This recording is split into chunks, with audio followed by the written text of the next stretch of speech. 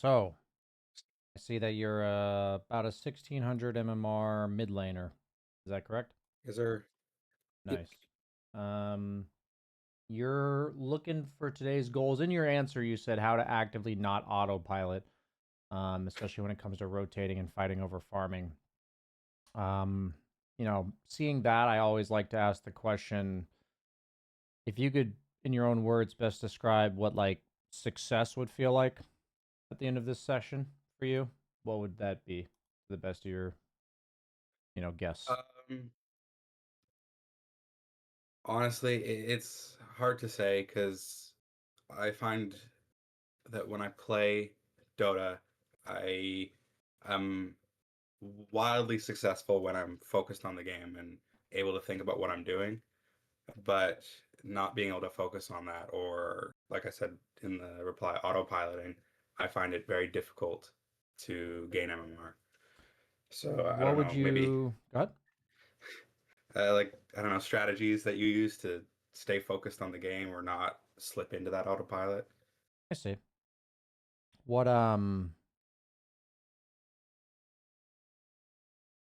What do you think the benefits are of autopilot? Um, I can actively think about other things in the game Hmm. if I'm autopiloting properly. I see. Yeah, so I guess when I hear people autopiloting, I want to hear your perspective on it because we rely on autopilot to a large degree. Like it's something that to some degree is very useful and necessary. Um, so I guess just making sure we're on the same page of what I'm going to try to do today, which is not remove autopilot or try to make you stop using autopilot, but I think for methods of how to properly train your autopilot. Okay, Um, that makes sense. such that, whatever I teach you today would be a conscious few questions that you can ask yourself that in an ideal world down the line, these are autopiloted questions. You don't like actively think about them. They just dictate Okay, your decisions in the game. Does that make sense? yeah, that makes sense to me. So, how exactly that's going to look, we don't know yet because I haven't seen your gameplay, but we're gonna, that's the general direction I think we're gonna take today. Any questions about that? Nope, it's Cool, fair enough. cool, man. Makes sense. Go ahead and send me your replay IDs here. I'm gonna go ahead and I shared my screen. There's like a text button in the top right. If you didn't see it, a little like Is it text this bubble. one? Should be, should be. Like right here.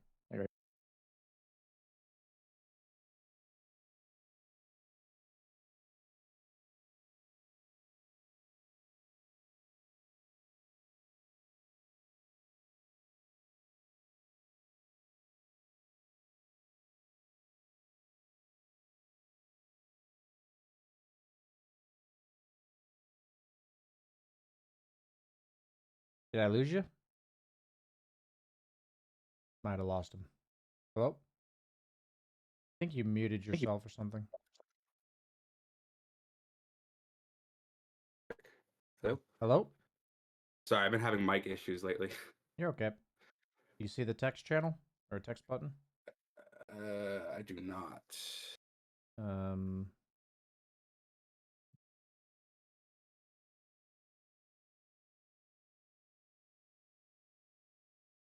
little bit of inception here, but you should see something like this, Yeah. and it's right here. Oh, okay. I see it. I see it, but I do not have permission to send in this channel.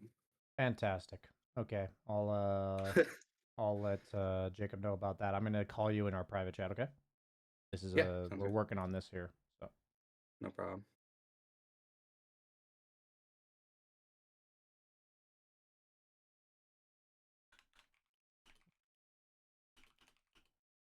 All right.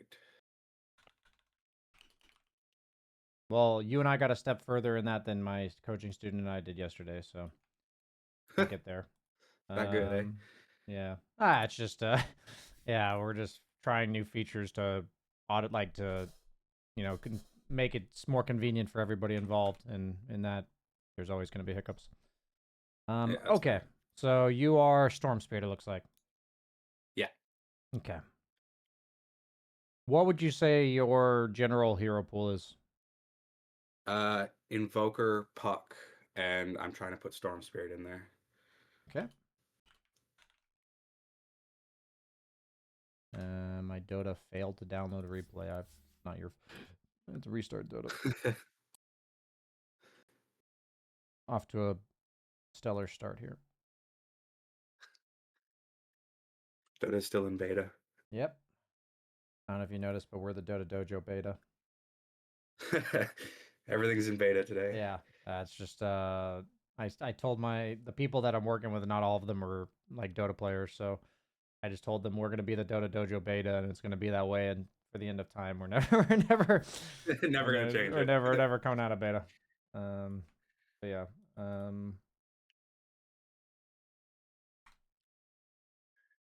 hopefully it works this time. Usually the turn it off, turn it back on fixes it. Always the good old restart. I know I struggled in laning phase this game, and it's one of the parts of this game I autopiloted, and I would say I'm not good enough at laning to autopilot and be successful. Gotcha. I mean, the goal in ideal world is that we're working on like one thing at all times. Like, I think the perfection of autopilot training is to have your default and then be intentionally working on one thing at like every stage of the game, or at least like covering as much of the game as we can. You know, like you don't have to cover everything, but you go into games with like one or two things to work on. Usually I have like one for the laning stage / early game, one for like the breakdown after the laning stage, and then one for like mid to late game map movements, and maybe one for mid to late game team fighting. Like that's about it. That makes sense. And so some combination of all of that. I'm looking at this guy's perspective.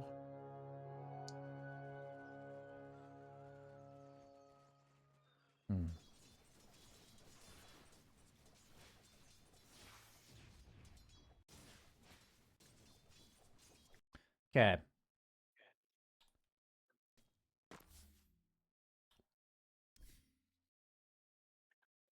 This is what you're going to do in like 95% of Storm Spirit lanes.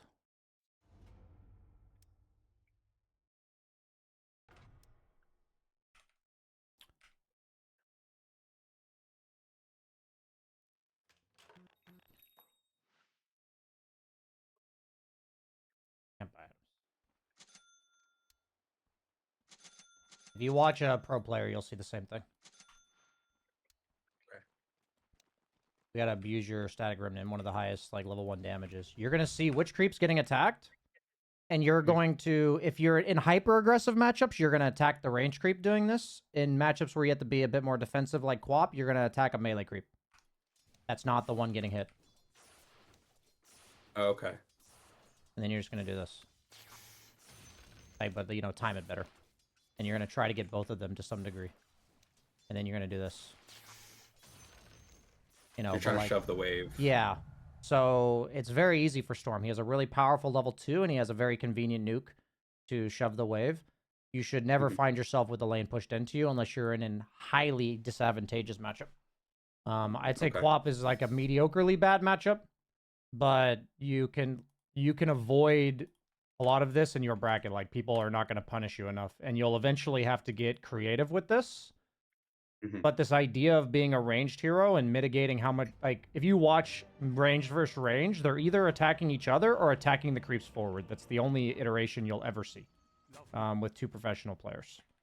So, so it's something along the lines of ranged heroes have no innate damage block, so they take twice as much damage from creeps as melee heroes. So minimizing creep damage is really important. And so the guy that pushes it into the other at level 1 is generally going to be benefited for that. So like we would just that makes a lot of sense. So you like even letting one creep through makes it even worse. Like, because then that creep gets hit before all the other ones are there. And then like the lane's pushing into you, and now you're like automatically at a disadvantage. Okay. And so, yeah, you will want to. Your order of operations here is to remnant right now and then attack as the remnant is landing. Okay. And you need to practice that timer in CS drill.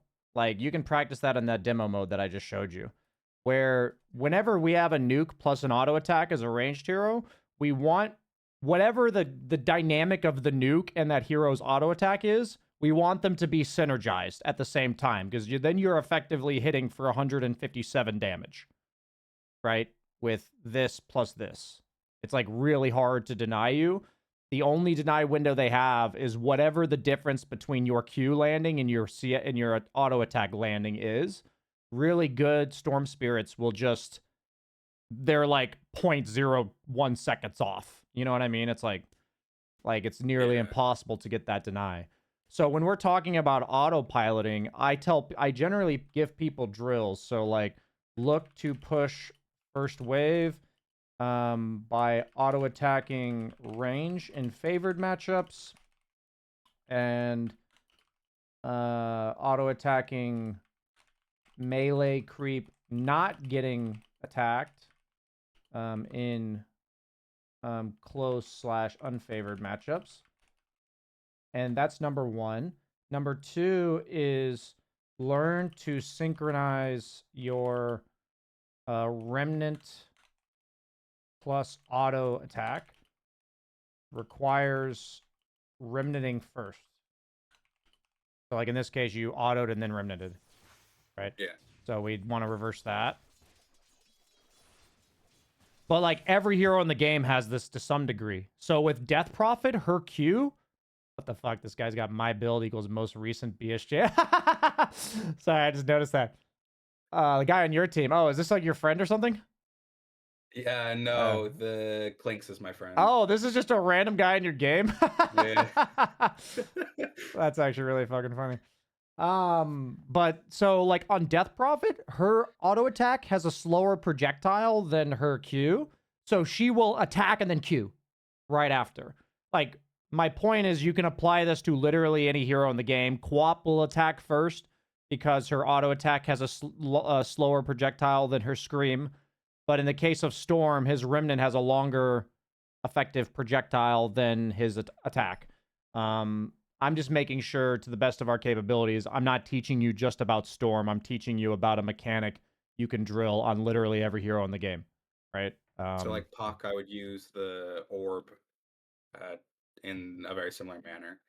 Usually with Puck, you have to be kind of close to the creep, and then you auto attack and then orb, because the orb pops up Okay. immediately, but it doesn't like travel fast. Do you know what I mean? A lot of people Yeah. will also, depending on the matchup, you'll see Puck, they will auto attack and then silence on top of the creep. Like this is when they're like level 4. You know, their silence Oh, will okay. land at the exact same time that their auto attack does. That's like one way to secure a CS, right? But like you'll get creative on whatever hero you're playing, but the idea of having your nuke and auto attack land at the same time is something you can practice on any hero in any given situation, and you can just kind of fiddle around with it, and it'll make your mid lane way better on whatever hero you're playing. Does that make sense? Yeah, it does actually. Okay, cool.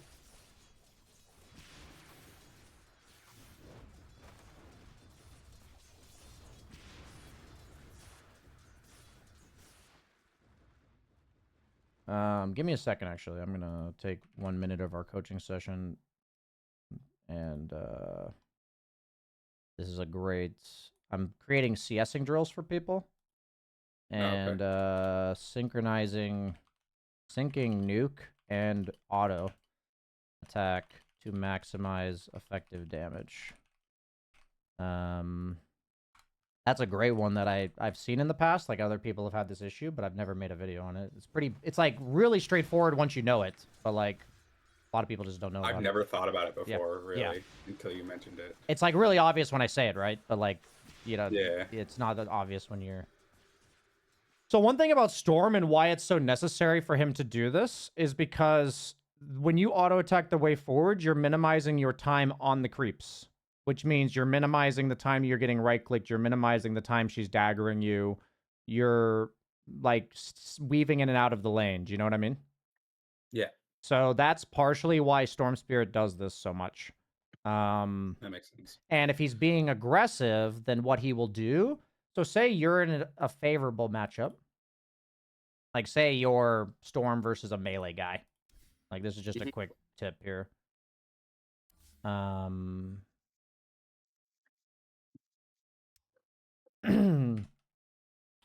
So what Storm Spirit players will do if they're against a melee guy, this is assuming that they have vision of the guy, okay? So they know what he's doing. They are going to... Whatever. They're going to do this. And they're going to see what the guy's doing. And if he's contesting the CS, they remnant like this. If the guy's not like... So they will set the creeps up to get remnanted. If the guy walks in as a melee, they'll remnant. If they don't walk in, they'll just kill it. Do you see what I mean? Okay. Like, yeah. So like they'll do this where they're like, oh, I want both these creeps to die at the same time. And then if the guy walks up, I remnant. If the guy doesn't walk up, I just do this. You know what I mean? Yeah, that makes sense. So you're creating the powerful remnant. Mm-hmm. The threat of the remnant. Like, that's what you're creating by synchronizing creep deaths, basically. That makes sense.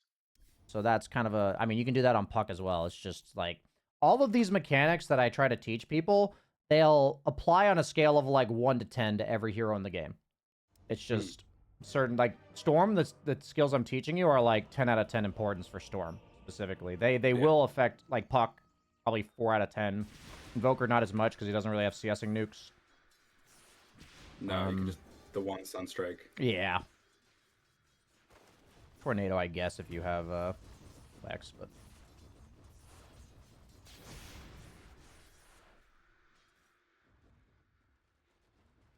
Yeah, so getting that earlier bottle is going to change your laning phase drastically. I'm not going to spend too much rest of the time on your laning stage, because your laning stage is going to look like unrecognizable if you apply these two things. Yeah, that makes sense. You're going to have like 5 to 10 extra CS and just way better off, so... It's hard to, like, tell you what to do here, other than...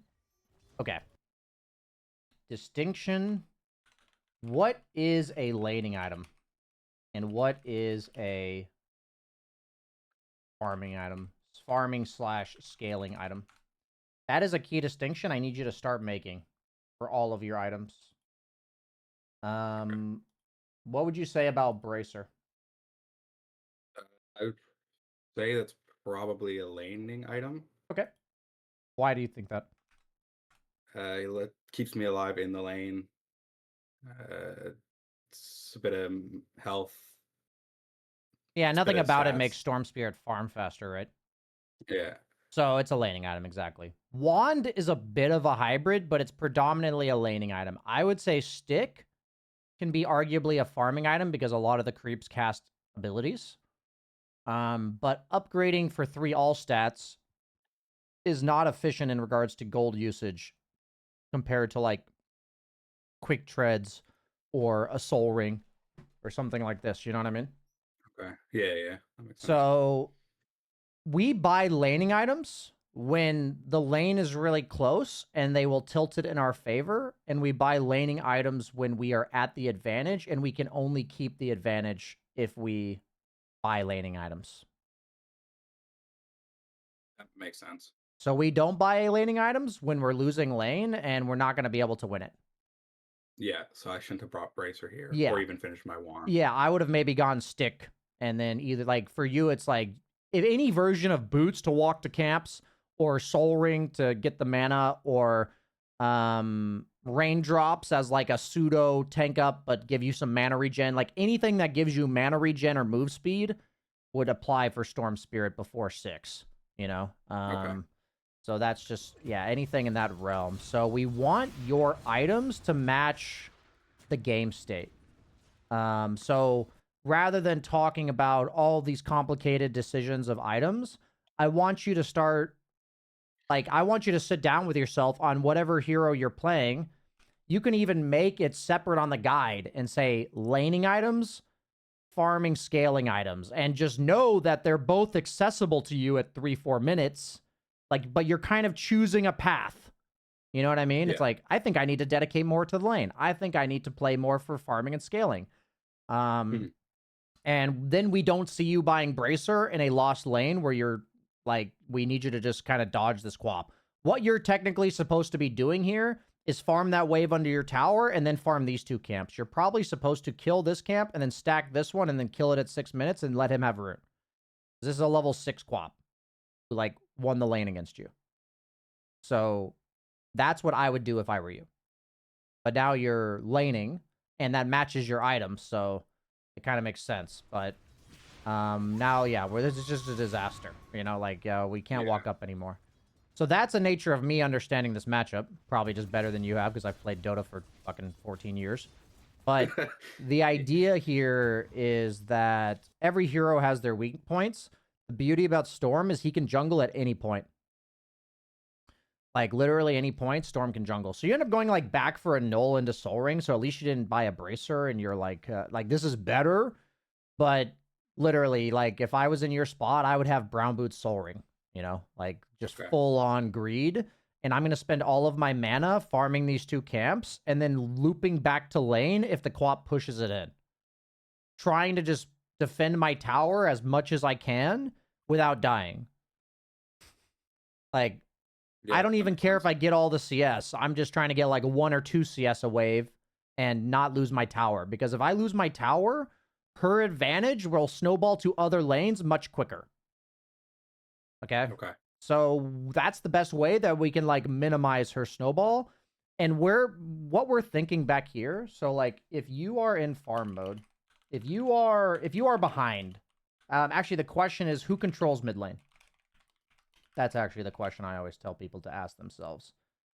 If it is them, because it's going to be more important that you adjust to bad situations than necessarily capitalize on good ones. It's kind of, in my opinion, it's going to matter to your MMR a bit more.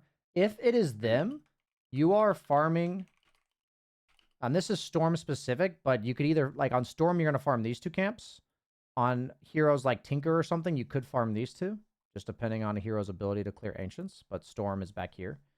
If you are farming, you take 2 camps behind you and keep an eye on the lane while you're doing that. Your role with the lane is to defend the tower as best as you can, mostly for getting XP and slowing snowball of opponent mid. And if opponent mid rotates, you must immediately go to lane and push it. So, like, if you see that he's gone and this lane's AFK and you're at this camp, you just fucking walk away from the camp and you go push the wave. Okay. Like, if the camp's, like, 90% dead and is going to take a single remnant, then sure, kill it. But, like, you know what? Like, the sense of urgency to go push the wave, your time to come back here is based on him pushing it into your tower or him rotating. Otherwise, you're just fucking farming. And this applies to any mid that jungles kind of fast. Like, in any hero that jungles kind of fast and is not controlling the mid lane. Those criteria are checked, and this is your plan. So another example would be like Lesh with level 6. You know, if you ever play like Beastmaster or like Primal Beast, or like these heroes all jungle pretty fast. Viper, Ember with maxed Flame Guard. It wouldn't apply to something like Puck before 6. It wouldn't apply to Void Spirit. It wouldn't apply. It kind of applies to Invoker, depending.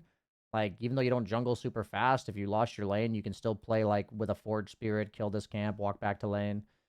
Not ideal for him, but it's still possible. You get the idea? Yeah, so in situations like with Puck, if I am not in control of the lane, what do I do on Puck?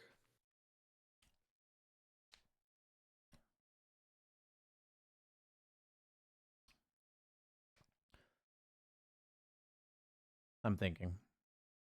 So it's a lot less straightforward if you don't have the option of jungle. You know, that's why in general there's like heroes that streamers will say this hero relies heavily on a good lane matchup.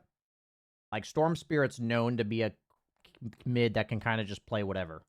because even if his Oh, okay. matchup's not that great, he can just farm this. So That like makes sense. hard lane countering Storm with no stuns in the game is not that great at a competitive level.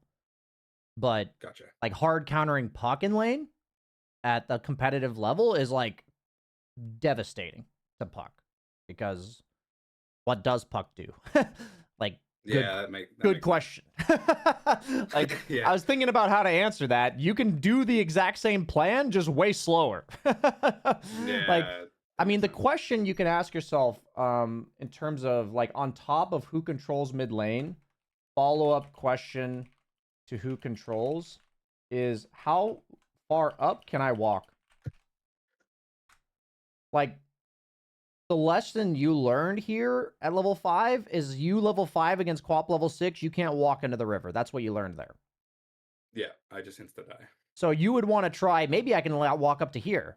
Oh, I can't do that either. Maybe I can walk up and pick the creeps up from here. Oh, I died there too. Like, you're just going to learn. Mhm. There's like some matchups where if you're losing, you literally can't even defend your tower. You're like a level 5 Storm against a level 7 Huskar, your tower's fucking dead. Sorry. Yeah. You know what I mean? It's just, Yeah. it is what it is. So he leaves, so you're going to push. Okay. Okay, so he... Okay. So for me, if I'm level 5 here, I'm taking the risk with how close you are. I saw that Quap TP top, so I am going to pick up their wave right here and take it with me down here. Oh, okay. Like, I'm going to dodge him and be over here. And worst case scenario, I'm remnanting to kill the range, and I'll ball lightning away from this guy. Does that make sense? Like, Yeah, that makes a lot of sense. so it's not as much like just do that, but I want you to know there's a lot of creative ways you can get the wave if the guy leaves. And at least try to exhaust your options. That's like the most conservative. I know he went this way. I'm going to pick the wave up at 712 right here and drag it here. That's like the most conservative thing you can do. So if you can't do that, then you shouldn't have been there. But Fair enough. I want you to try that limit, push it. Like when the guy leaves like that. I'm trying to give you a tool so that you can test your limits a bit better. So what you're doing here, okay, so you come back to lane.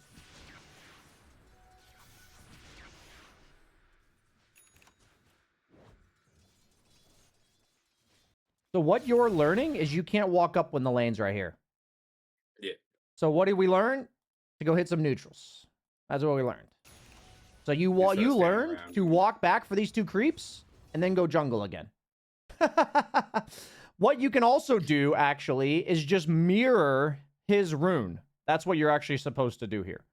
He controls mid lane, mirror his rune. He walks over there, you walk over here. He walks over here, you walk over here. Ignore the CS. You're learning, you can't CS here. That's what you're learning. So a lot of times the guy that's in control will control the CS and then go get the rune. The guy that's not in control will either be like coming from a jungle camp this way, or he's going to mirror the guy in the lane. That's what you can do. If you're like not a mobile hero and you're against Quap, the mirroring's not nearly as effective because he could probably blink past you anyway. But with Storm, if he walks right here and you walk right here and the rune spawns bottom, you should be able to get it. Right? So, pretty big deal there. So I'll just put mirroring enemy in regards to runes if he controls, match him if he doesn't, if you control. So, like, you'll see this if you watch professional players. You'll see the Quap will go here, the Storm goes here, and then the Quap walks over here, and then the Storm does this, and then the Quap does this. Like, you see it. Like, the Storm trying to mirror him and the Quap trying to match him. Like, you see this little mind game going on. In your bracket, they probably won't play the mind game with you. If you do it, it'll just work for you. That's probably what's going to happen. So as long as you're conscious of it, we're good.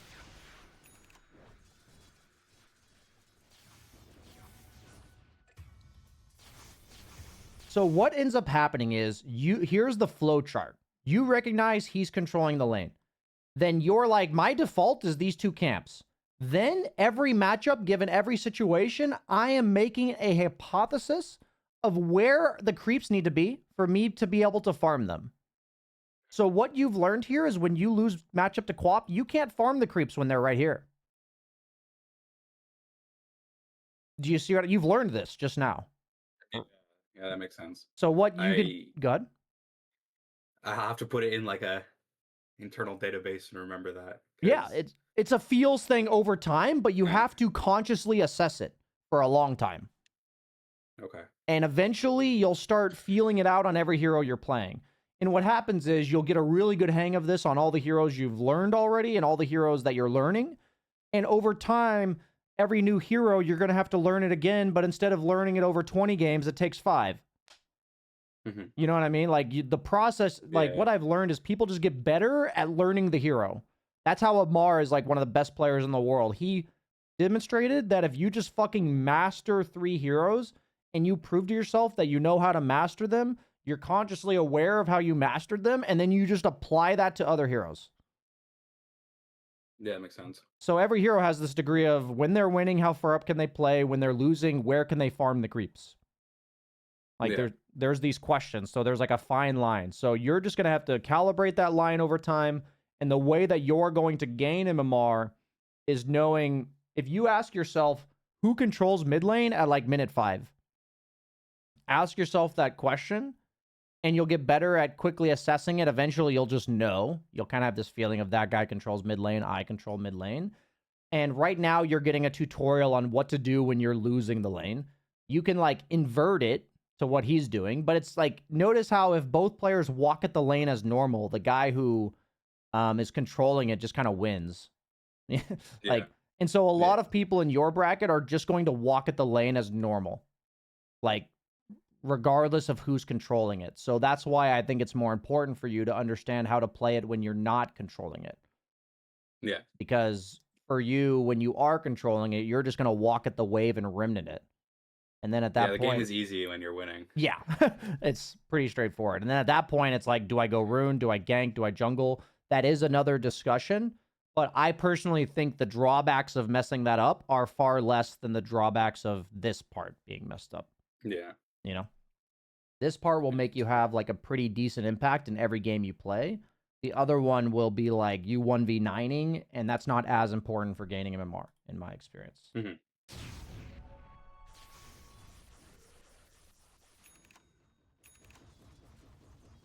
So what I would love to see for you is that while you're doing this, you just do this.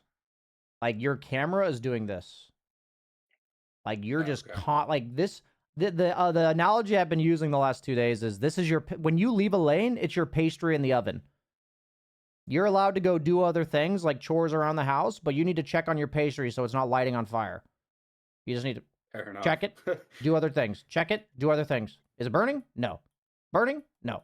Like, but like you make it so it's like a little more exaggerated than you would in real life. It's like every second in Dota is like a minute in real life. Okay. It's like I need to check this every few minutes. That's like every 5-10 seconds I'm checking this fucking lane. I'm checking this pastry in the oven. You know what I'm saying? Yeah, I gotcha. Okay. Makes sense. I like that analogy specifically because it doesn't mean you have to do anything. You just have to make sure nothing's happening that you're not aware of. Okay. So, in this case, we saw Quap going for bottom rune. We would want you walking here. Okay. So, we're just going to put like a star next to this. Keep runes in mind. If you know who controls mid, you will know to match them or mirror them. Period. It's one or the other. Every rune, you should be mirroring or matching them. If you're the Quap, you would chase the storm. If you're the storm, you avoid the Quap in this exact scenario. Go ahead. It's a dance. Yeah, it is a dance. Absolutely. The only time we add a layer to this is when we start getting supports rotating, but you probably don't see that too much. Not at all. So, like, at the highest level, if I'm coaching like an 8K, 9K, we're talking a lot more about support rotations in regards to this dynamic. But for now, you need to understand the 1v1. Okay.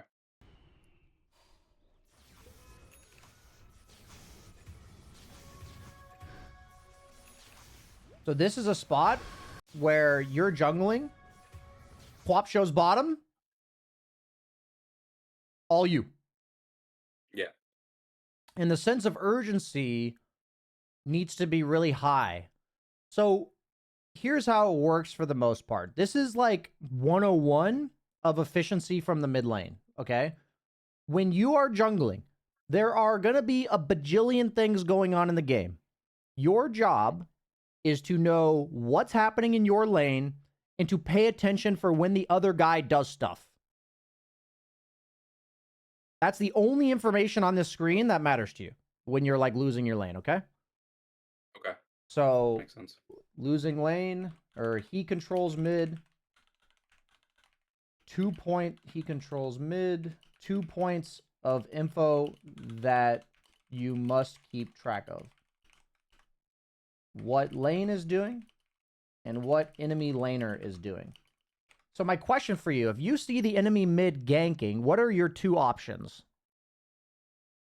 Go to like mirror the not mirror, but copy the rotation or push the lane. Yeah, exactly. So what we never want to see again is him rotating and you going to the next jungle camp. Okay. That's what we're avoiding. It's like, I'm not particular about you min-maxing whether or not to respond to that guy. Like, that is a decision in and of itself, but we first need to get it so you're doing one or the other every time. And then we can talk about the nuances of each one, right? Yeah. So like if I talk about like all the reasons you would counter gank him and all that, it would get in the way of just making sure you're either pushing the lane or counter ganking him. One or the other. The counter gank can come in the form of countering his gank directly or mirroring his gank, kind of like you said, where you go to the other safe lane or something. It can come in either form. Basically, respond directly to the gank or respond indirectly, which is to push the lane. So now what happens is I'm a carry player. I die in my safe lane. I see this and I just cry when I see this. I'm telling you guys as a carry player that when this happens to me, what makes me cry is this.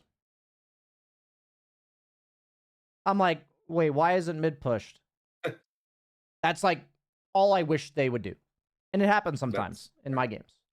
Like a lot of times a mid, there's nothing you can do about this if you lost your lane. But this part you can always do something about. So that's why we're focusing on it. Okay. I mean, the carry in your games might not bitch at you for that. They'll probably bitch at you for not helping. But like, you know, coming from somebody that wouldn't bitch at you for something that's outside of your control once you've lost your lane. Okay. I want to know what's going through your mind here at this stage of the game, generally speaking. What's on your mind, bud? I'm really far behind, and I feel like I can't do a whole lot without more items. Yep. I also didn't skill the pull, so I can't exactly control Quap. Okay. So I just kept jungling. Okay, so you're purely in farm mode is what you're saying. Yeah. I'm really far behind. I'm in farm mode. Is that approximately what's going through your mind right now? Yeah. Okay. So when you're in farm mode,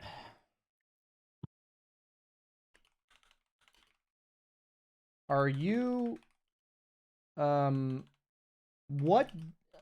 you are in farm mode, I'm drawing an arrow after this. What does it mean to avoid the opponent in this exact freeze frame? So you're in farm mode right now. How do you avoid the opponent with what I see right now? Well, there's two people top, so ideally push bottom out more. Yeah. There are people actually. here. Avoiding them means this way. And I push towards and them you go by farming towards red them. cubes. This is how you end up in fights you don't want to be in. This is something that pays you pay the price for 20 seconds from now, a minute from now, because you walked towards them when you don't want to be towards them. Mm-hmm. When you're in farm mode and you're behind, you're the mouse, they're the cat, don't walk towards it. Walk away from it. Make it inconvenient for the cat to get you. Right? That's how we have to think about it. So what happens is there's different ways that this can be punished. You end up in a fight that you don't want to be in, or you run into your teammates. That's while you're farming, because you are limiting the amount of space on the map that you can farm by retreating to your base here. What I've noticed with every student I am coaching that's between 1 and 3K, when they are losing, their farming patterns go towards their base. Yeah. I need you guys to reframe what it means to retreat. Retreating is a dynamic thing in the game of Dota 2. It does not mean go towards your base. It means go away from what you see. That makes sense. So you are like... It's a fear thing. It's a fear thing. It's like, what if I feed on the map kind of thing. Yeah. And it's going to come with feeds. If you're feeding, trying to run away from them in a dynamic way, you're on the right track. Okay. It's going to come with feeds. Like, let's set expectations. It's much easier to farm towards your base when you're losing. But it's also how you lose the fucking game. Like, you feel less bad because maybe you have 2 or 3 less deaths, but you have way less farm. And there's way less openings because the opponent's not responding to anything you're doing. So they get to do whatever they want on the map. They're not chasing you. They're just running at you and your team. But, like, what you can do in these games is just be a fucking nuisance on the map. So in this case, it's like, how do I die? Run away from those people. So right now, I'd say Earthshaker has to be there to kill you, unless Quap has like an Orchid. But he went Blade Mill. So this guy, you can't fuck with him, but he can't really fuck with you either. You know? He can boot you out, like he can force you away from him, but he can't kill you. You know what I mean? Yeah. So in this case, that's why I highlighted this part right here. So when you're behind, when you're in farm mode, when you are behind, retreating is a dynamic concept. I need to make... I'm going to quickly take another minute of our coaching session where, like, you know, I just tack this on for you. It doesn't count as part of your time. Retreating as a dynamic concept. I've had this in like 3 of my last 4 coaching sessions. And then I'm going to use your replay ID 12 minutes. That's not correct.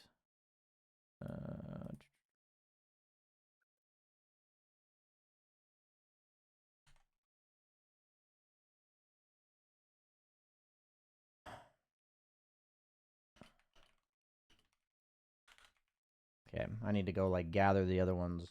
Let me quickly put it on my... This is me making sure that your lesson does not go in vain, okay? Yeah, no problem.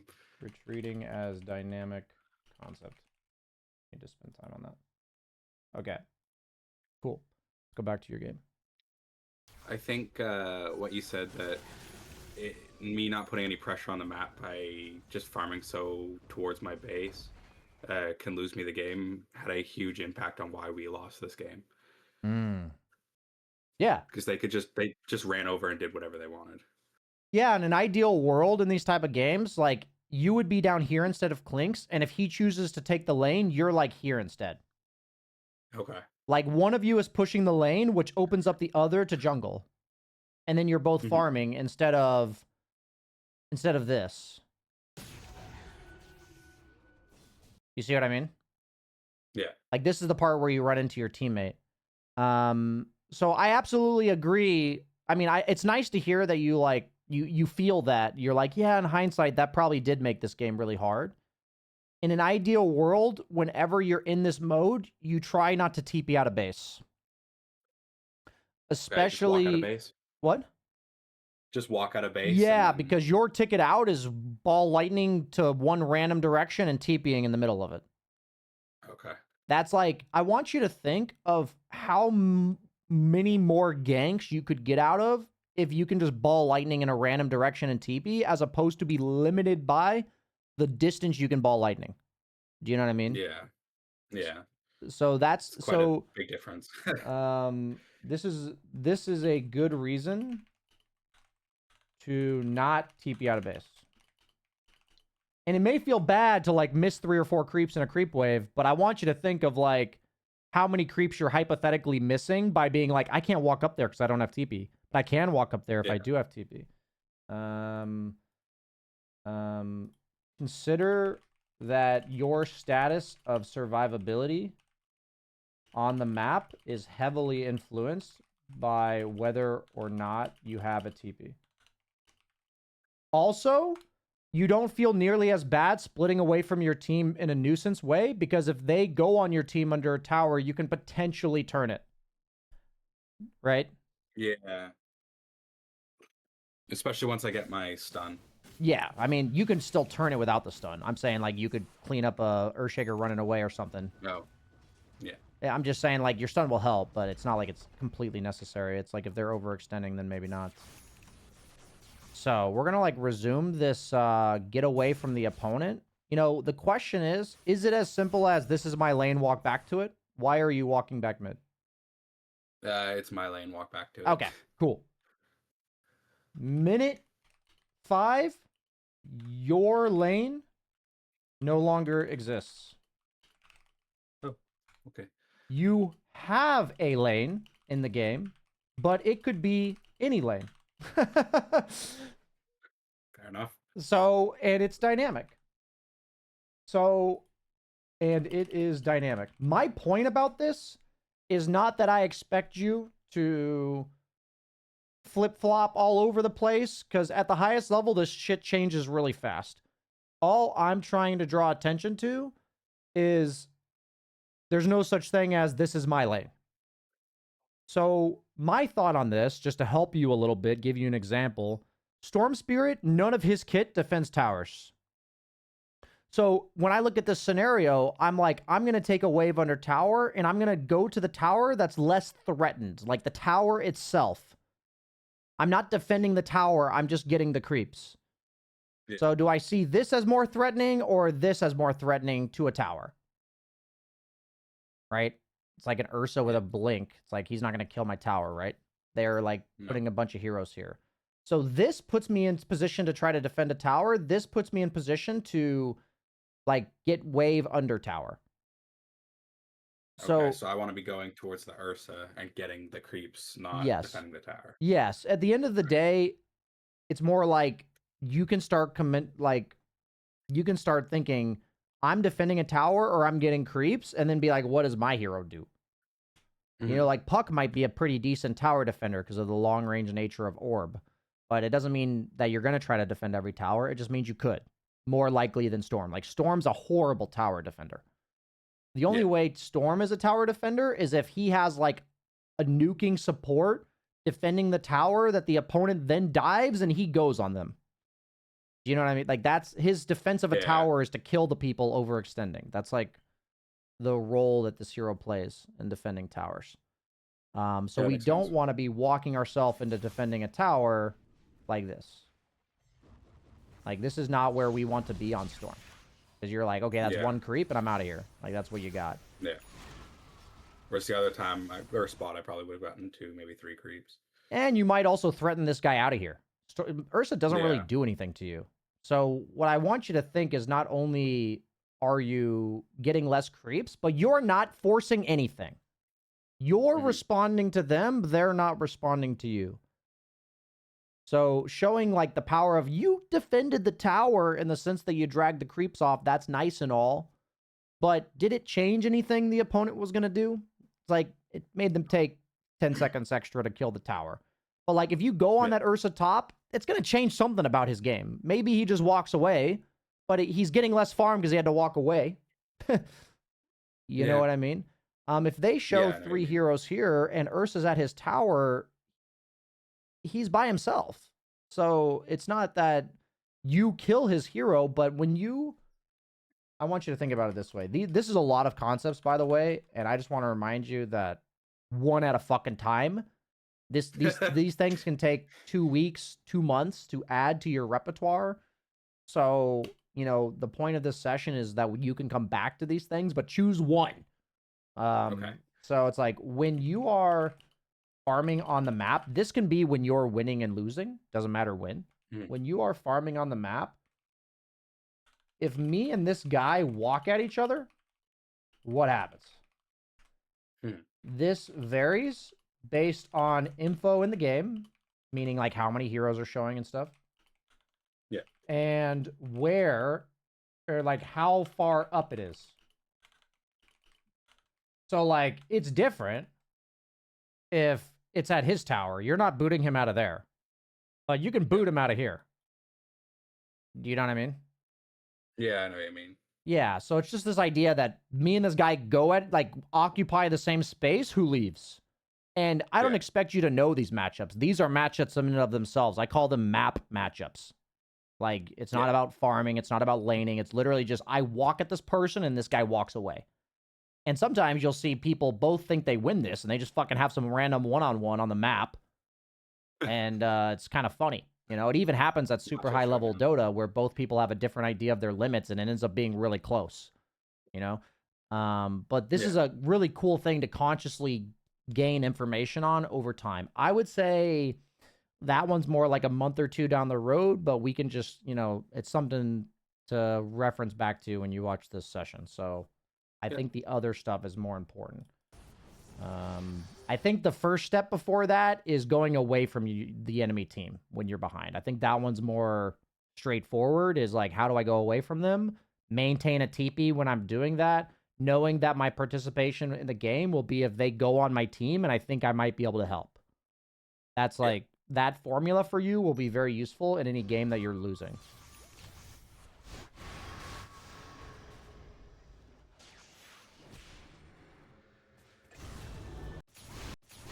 Here's what I've kind of started banning people from. If you're positioned close enough to your tower that your team is fighting underneath, in order for you to walk there, you're doing something wrong. Like, what I'm trying to say is if you're losing like this, you're either TPing to this fight or you're like all over here already. Like, you're way away. So, like, this is actually kind of an indicator that you're, like, being near your team too much.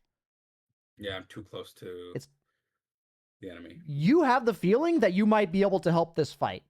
That's fantastic. It's probably coming in the form of a TP, and ideally you'd be further away from here because that means you're farming more. Do you know what I mean?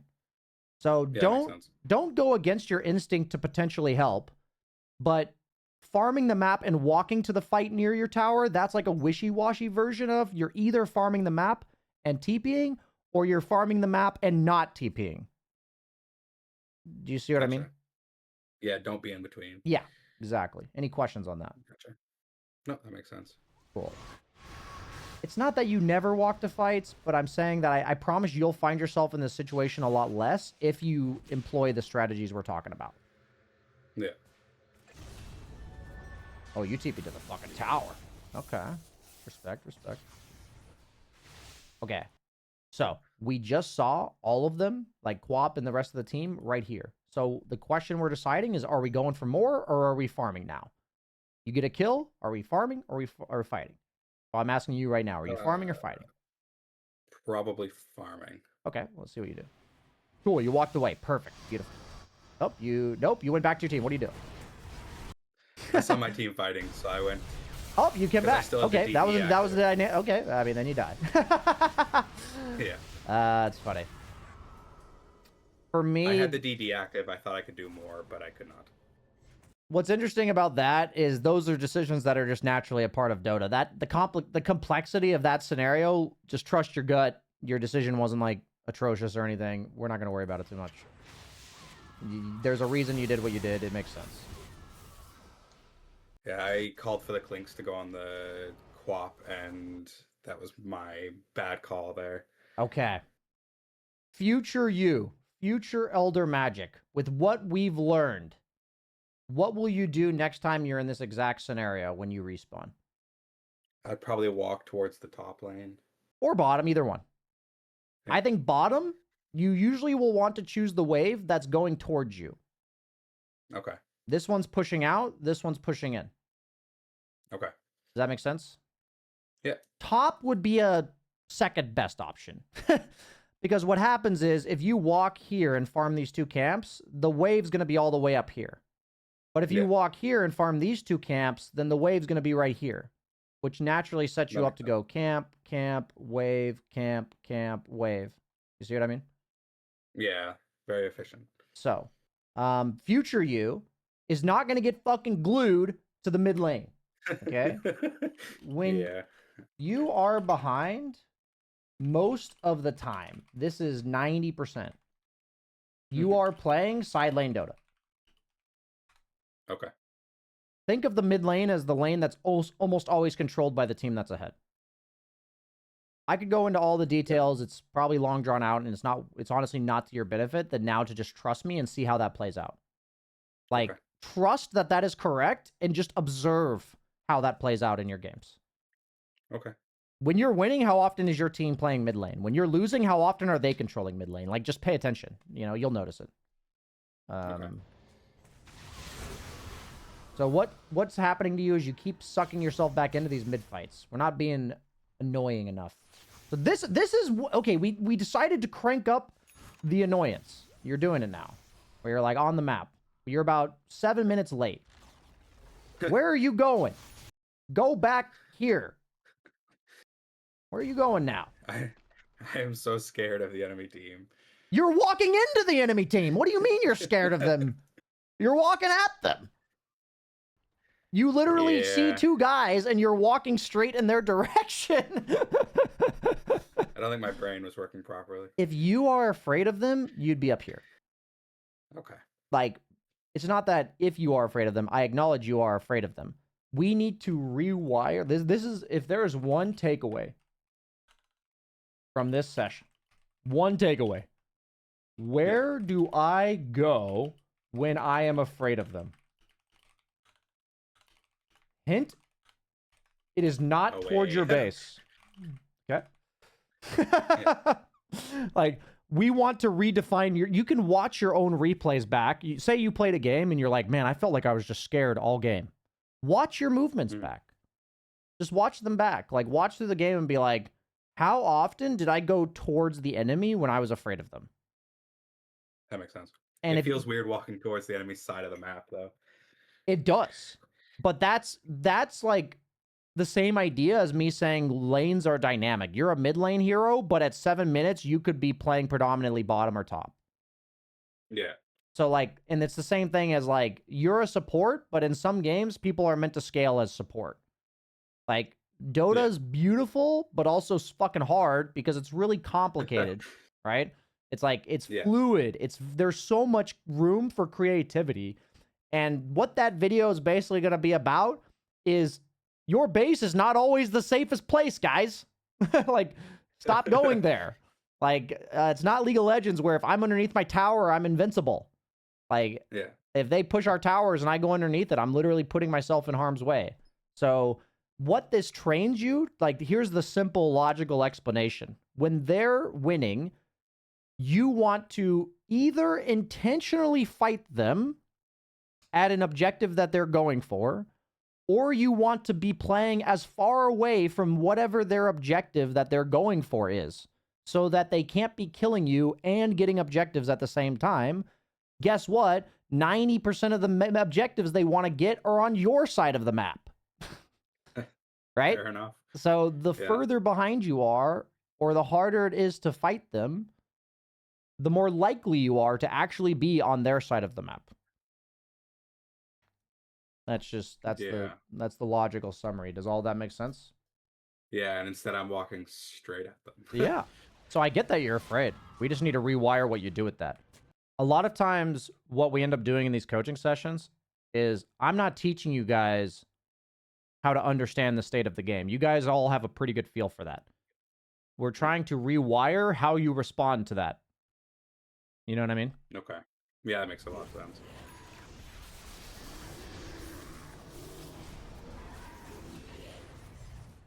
So if you told me your reason for walking back there was, hey, I'm gonna flank them, be ready, guys. If you told me that, I'd be like, sick, dude, sick call. I don't know if that was your reason, but it doesn't sound like it. Yeah. It was not. So, what is new Eldermagic gonna do in this exact scenario? That one probably. No, this right now. This one? Yeah, right I go now. bot or top. Yeah. In this I case, place you're this gonna top, so walk. probably You're gonna walk bot. bottom. Yep. You had your instinct correct. What do we do this time? Oh, run it back. The cool thing about walking bottom is you can always TP if you see this exact thing. Yeah. Do you see what I'm saying? Like, it could have just been like Yeah. you at this camp and then TP here, worst case scenario. I want you to get in the habit of, oh, what you saw there was a good opportunity. TP the second you see it. That's good. Use that instinct. We're avoiding ourselves from walking to a place where we only have one play. If you walk bottom Gotcha. and then your option is then to TP mid, you now have twice as many options, which is like, you know, it's just going to play out way better for you in the long run. That was a good instinct, though, to jump them there. That's a good instinct. We want to turn that from walking away from them into a TP rather than walking there and hoping they give you an opportunity. Yeah, that's fair. But you look like you're pretty decent at responding to the opportunities. Same thing here. You walk back towards your team here. I think all of your problems get fixed, like 90% of them in the mid to late game if we employ this. So in this exact scenario, it's a bit more complex because you could probably solo die to Earthshaker. Yeah. So you're going to like, you can even say like, hey, Beastmaster, walk here with me. Let's go on Shaker if he comes. You know? Like, this is the type of stuff you can do. Yeah, I tried to communicate with the Shaker, but he wasn't open for it, so... Shaker, you mean Beastmaster? Or Beastmaster, yeah, sorry. Just making sure we're on the same page. Yeah. The point is that you would know you want to separate from the mid lane, and then you would craft a strategy to do it, and sometimes your team just doesn't listen. Yeah, okay. But that's the important part, is you're going to learn if you know you're supposed to go towards bottom right now, then you're like, but Earthshaker's in my way. What can we do about that? Hey, guys, let's go smoke and kill Earthshaker. Yeah. Like, that's kind of like the natural train of thought that good players go through. Is like, I know this is what I want to do. This guy's in my way. Go kill him. Okay. But it all stems from, I know I don't want to be playing mid lane right now. I want to be playing side lanes. But for the first time this game, when we've had this decision, there's actually something there that's kind of scary. Yeah. That would solo kill us based on the fact that we're half HP. So, make sense? Yep. Okay. Making that exact call is not as much of a concern for me. Not walking back into mid lane with your team, that's the concern. Because then you end up in this spot. Now what? Now we're about to get killed. No, now, like, if you don't want to fight them, where do you go? Top. But, like, what are you doing there? Not much. The creeps are fucking gone. What are you doing there? Yeah, not much so at all. You're going to run away from them to nothing. But if you had gone out here and you see this, you're going to cut this creep wave, and then you're going to farm these two camps, then you're going to cut the next wave. You see what I mean by, like, walking back to base gets you pinned. Yeah, that makes a lot of sense. Oh, well, you have to fight. Like, I'm like, if you don't fight them, what are you going to do? And you're like, well, I guess we have to fight them now. That's what happens. Yeah. You guys will have a good sense of, well, I guess there's nothing else to do. So then you just go on them. That's pretty much what happened. Yep, I understand. I know the feeling. It's not like I'm immune to these fuck-ups. I still do them, just less. I want you to think of the potential implications in terms of the entire state of the game if instead of being mid, you were bottom right there. This fight just probably never happens. Your team probably never smokes. They probably never go on them. Clink stays top. It's just like one of those, or beast, whatever. And it's like, it's not trying to say, hey, man, this is all your fault.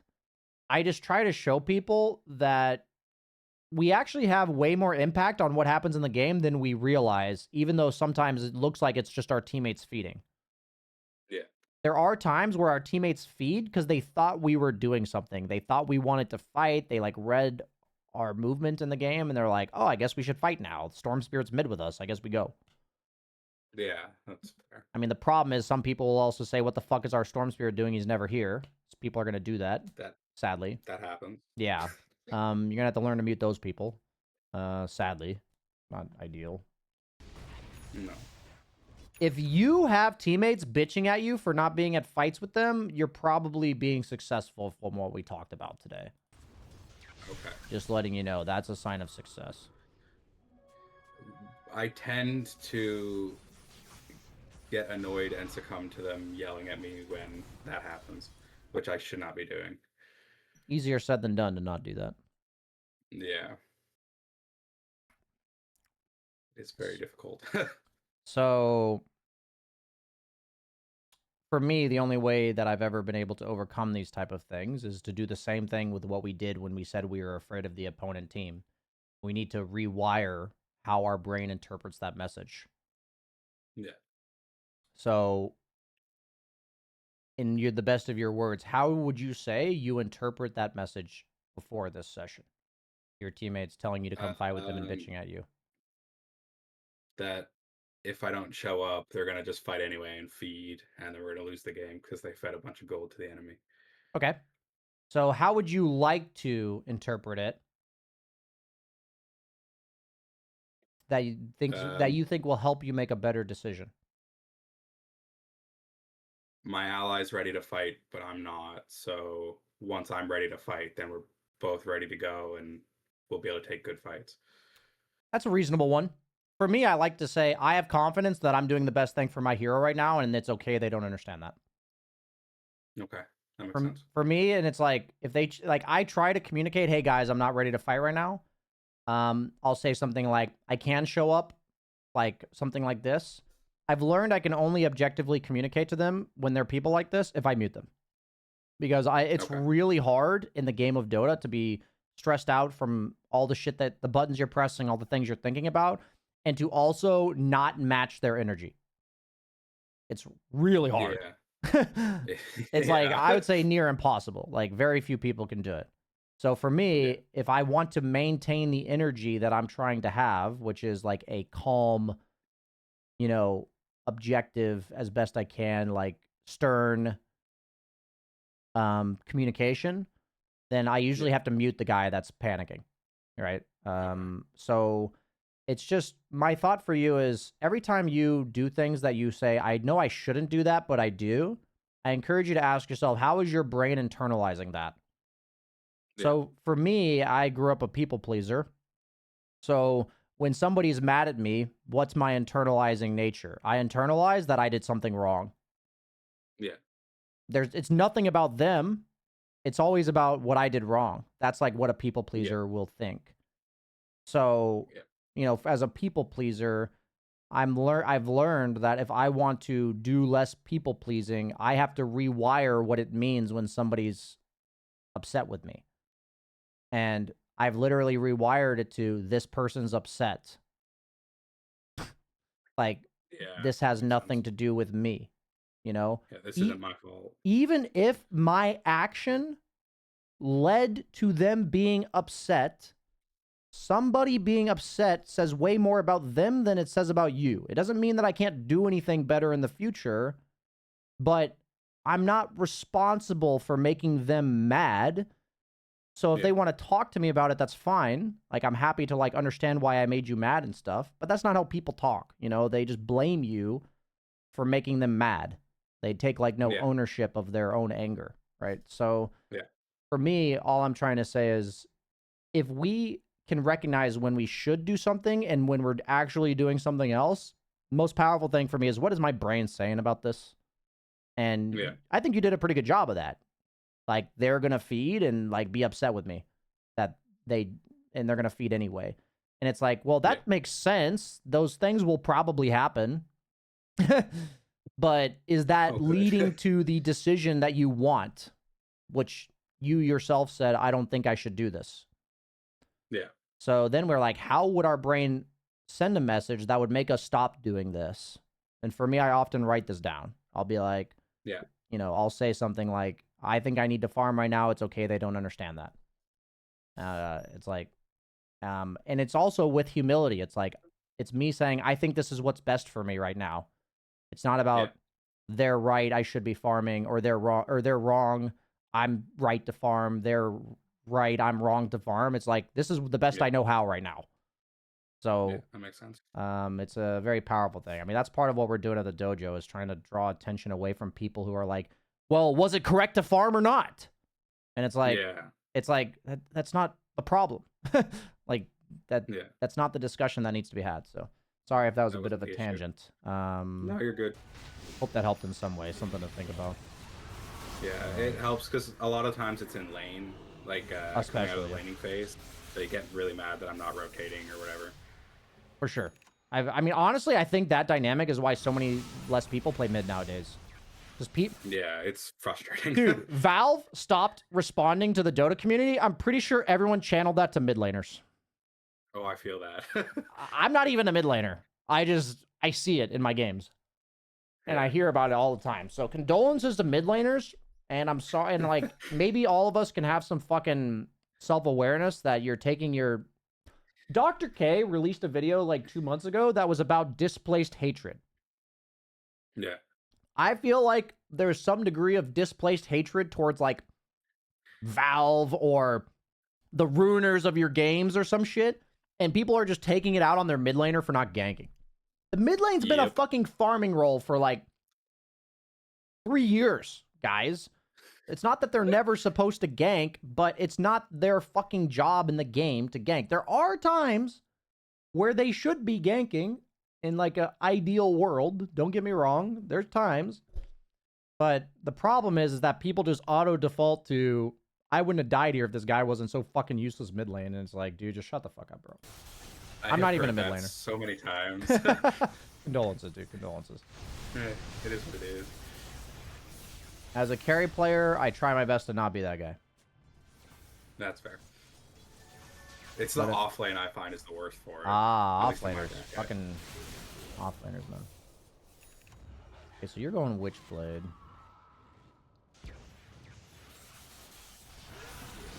I feel like maybe Orchid would have been better, but Quap does get a Yules. And I've been expecting the Yules because Clinks has a Orchid. Yeah. Question. Why did you guys not Roche here? Because we're Crusaders and bad. Okay. I think we could have Roached, but I think it's the first time I felt like we were somewhat in a good spot. And everyone started pushing towers. Yeah. I have to TP out here. Okay. We're going to be wrapping up in about 5-10 minutes here. I just wanted to let you know that. Okay. This was another farming of the bad spot. I should have gone top. Okay. Where's the most dangerous part on the map past like 25 minutes? What? My side of the map entirely. I've got a question for... Let's look at Twitch chat for a second. Twitch chat, past like 25, 30 minutes, what's the most dangerous point on the map? Curious what people say.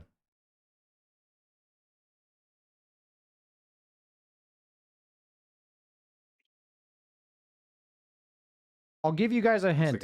It's not a specific location. Let's see if anybody can get it.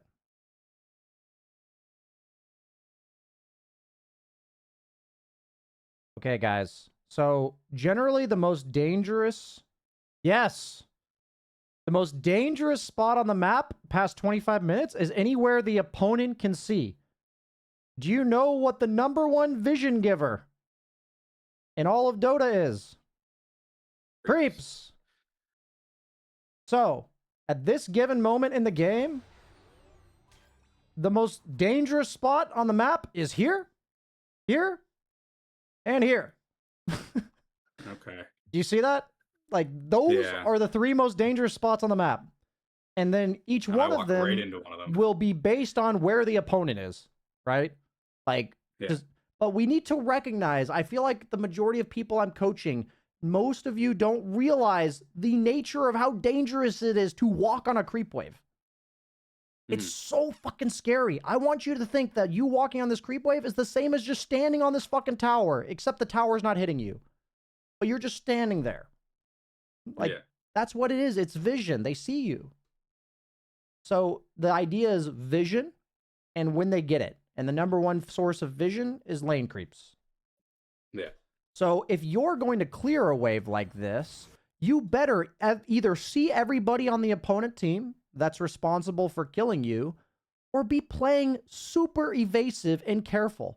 Storm Spirit's not a good hero for mid-wave, because mid-wave often is the most dangerous of the three, because a lot of people did say mid lane, which is not wrong per se, because it's the most dangerous of the three because it's the easiest place for people to get to, you know? Like, everyone in the map has like an equidistant spot from mid. So in general, out of the three, the mid lane is the most dangerous. So if we talk about the lane creeps being the most dangerous on the map, mid lane will usually be number one if you don't have information. Information can change that, though. If we see for bottom, obviously the most dangerous area is the lane creeps on bottom, right?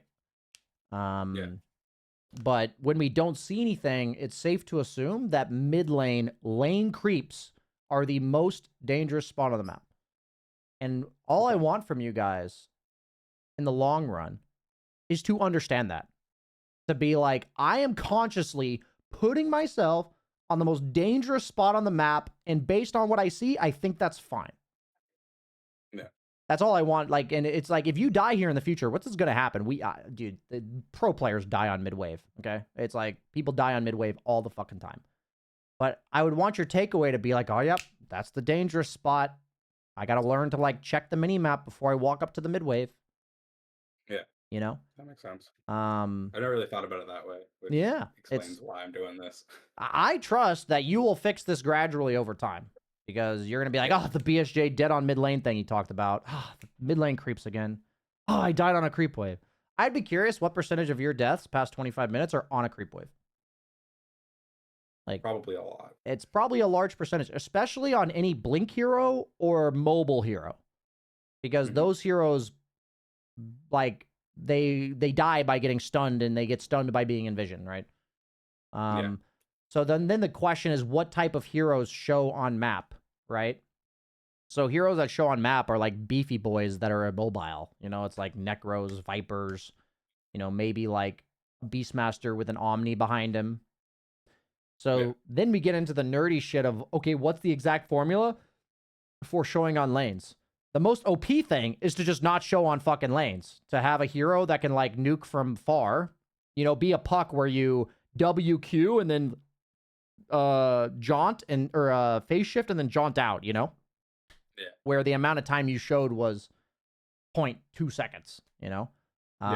So yeah, this whole idea of you showed on these creeps, it's then like forbidden to show here again.